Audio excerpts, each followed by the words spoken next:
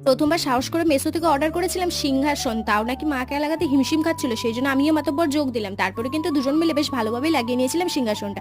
Quality কিন্তু ভীষণ ভালো এসেছে। এখানে বসবে আমার রাধা মাধব। পরের দিন ছিল জন্মাষ্টমী। বাড়ির সকলে মিলে ভাবলাম যে উপোস রাখবো। আমি তো ভাবলাম নির্জলা উপোস যদি না রাখতে পারি জলটা ঠিক খেয়ে নেবো, কিন্তু ভগবানের আশীর্বাদে না কোনো খিদে পেয়েছিল না কোনো জল তেষ্টা। এই জন্য চারজনে উপোসটা সম্পূর্ণ করতে পেরেছিলাম। আর দিনটা ছিল সোমবার। আবার মহাদেবকে কি করে ভুলে যাই, তাকেও একটু পুজো দিয়ে দিলাম। আর তারপরে শ্রী ভগবদ গীতা পড়ছিলাম। অনেকেই কিন্তু বলে যে বৃন্দাবনে গেলে কি নাকি মানুষ পাল্টে যায়, এটা কিন্তু খুব সত্য কথা। জীবনে কোথাও যাও না যাও, একবার বৃন্দাবনে যাও, কিন্তু যাওয়ার আগে এটা ভেবে যাবে তুমি যেই মানুষটা থাকবে সেটা কিন্তু আর পরে থাকবে না। ঠিক কিছুদিন আগেও আমি ভাবতাম যে ভগবান বলে কিছু হয় না, সবকিছুই কর্ম হয়। সেই আমি এখন বিশ্বাস করি কর্ম তো অবশ্যই দরকার, কর্ম ছাড়া কি হবে, কিন্তু তাকে ছাড়া মানে ভগবানকে ছাড়া যে কর্ম করবে সে কর্ম কোনোদিনই সফল হবে না। যারা তোমরা এখন ভাবছো না যে ভগবান বলে কিছু নেই, সেই তোমরাই একদিন বুঝবে যে ভগবান ছাড়া কিছু নেই, শুধুমাত্র সময়ের অপেক্ষার তার ইচ্ছে।